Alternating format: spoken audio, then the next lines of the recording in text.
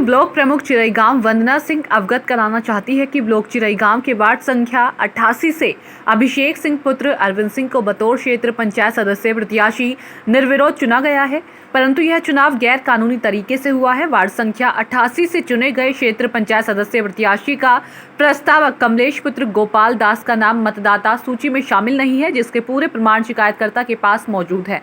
प्रकरण की जानकारी के बाद शिकायतकर्ता ने जिम्मेदारी अधिकारियों से इस विषय में शिकायत दर्ज करे। स्थानीय स्तर पर जिम्मेदार अधिकारी पूरे मामले में लीपापोती में जुड़े होने का आरोप लगा रहे हैं। शिकायतकर्ता मनोबल को तोड़ने का प्रयास कर रहे हैं, जबकि यह पूरे मामले की शिकायत कई मीडिया के निष्पक्ष के बाद प्रिंट मीडिया, इलेक्ट्रॉनिक में दिखा चुके हैं। इसके बावजूद भी जिम्मेदार अधिकारी पूरे मामले की लीपापोती में जुटे हुए हैं। आपको बताना चाहती हूं कि अभिषेक सिंह पुत्र अरविंद सिंह पहले से ही विवादित रहा है, लेकिन वार्ड संख्या 88 से प्रत्याशी पहले चुनाव लड़ रहे थे, लेकिन अभिषेक ने अपने धन बाहुबल के चलते चुनाव से पहले इनके मतदाताओं की आंखों से ओझल करते हुए, निष्क्रिय करते हुए कानूनी तरीके से अपने हितैषी, जिसका नाम कमलेश पुत्र गोपाल दास मतदाता सूची में नहीं था, जानते हुए भी अपने बाहुबल का प्रयोग करते हुए आरओ की मिलीभगत से अपने प्रस्तावक बना लिया, जो कि पूरी तरह से अवैधानिक है। आलोक चिंता है कि एक मंच पर इस बात की अपनी शिकायत दर्ज कराती हुई, लेकिन अभी तक कहीं से भी कोई उचित कार्रवाई होती नजर नहीं आ रही है।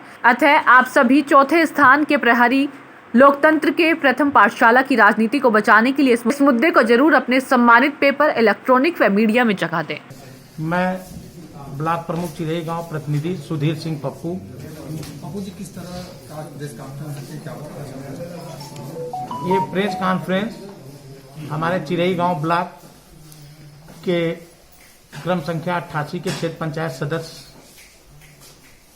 के मामले में है, जो वार्ड संख्या 88 के विदेशी अभिषेक सिंह सनाफ अरविंद सिंह, जो असंवैधानिक तरीके से वहां से उम्मीदवार घोषित किए गए हैं, जो उनके प्रस्तावक हैं कमलेश पुत्र गोपाल दास, जिनका अपमार्जन सूची से नाम मतदाता सूची में कट गया है, ऐसे व्यक्ति उनके प्रस्तावक हैं, जिसका मैंने लिखित शिकायत निर्वाचन अधिकारी, जिला निर्वाचन अधिकारी, सारे लोगों को मैंने अवगत कराया, लेकिन अभी तक कोई कार्रवाई नहीं हुई।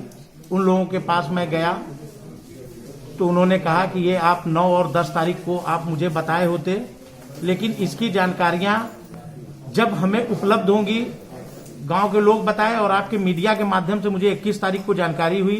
दैनिक जागरण में मीडिया के लोग ने ही इसे निकाला था, काफी बड़े पैमाने पर बड़े अक्षरों में लिखा हुआ है, तो मैंने इन लोगों को लिखित दी, लेकिन इसका इन्होंने कोई निर्णय नहीं लिया।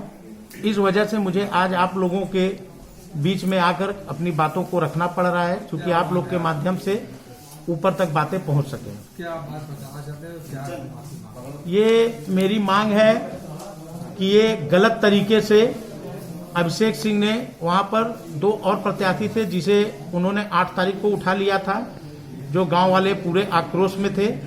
11 तारीख को उन्होंने अपना पर्चा वहां से वैध कराया और निर्विरोध हो गए। कमलेश पुत्र गोपाल दास जो वोट ही नहीं दे पाए 19 तारीख को, ऐसे व्यक्ति किसी का प्रस्तावक कैसे हो सकते हैं? जो वोट ही नहीं दे सका, ऐसा व्यक्ति किसी का प्रस्तावक हो सकता है? आपने कहा 2 प्रत्याशियों को उठवा लिया गया था, तो क्या उन लोगों ने इस मामले में तहरीर दी है? जी नहीं, उन्हें धन बल और बाहुबल की वजह से, इसके सबूत तो गांव वाले हैं। वहां पे अगर आप लोग कभी भी जाएं, अगर गांव वाले से आप लोग पूछेंगे, क्योंकि उनके परिवार के भी लोग आए थे, लेकिन डरे सहमे हुए, किसी को आदमी उठा लेता है तो डरा और सहमा जाता है, तो उन्होंने अपनी जुबान नहीं खोली और उन्हें ये पता नहीं था। ये तो ऊपर वाला भी देखता है। देखिए, उन्होंने तो ये सोचा कि हम तो निर्विरोध हो गए, लेकिन इसका खुलासा 19 तारीख को वोटिंग के दिन हो गया। अगर वो वोट डालने नहीं गया होता तो इसका खुलासा भी नहीं होता। वो वोट डालने गया और उसे पीठासीन अधिकारियों ने रोक दिया कि आपका तो मतदाता सूची में नाम ही नहीं है, तो आप वोट कहां से डालेंगे? तो मांगे क्या है आपकी? मांगे हमारी यही है जिला निर्वाचन अधिकारी महोदय से, जिसका मैं ज्ञापन आप लोगों को दे रहा हूं, कि इनका चुनाव रद्द किया जाए और फिर से वहां चुनाव हो।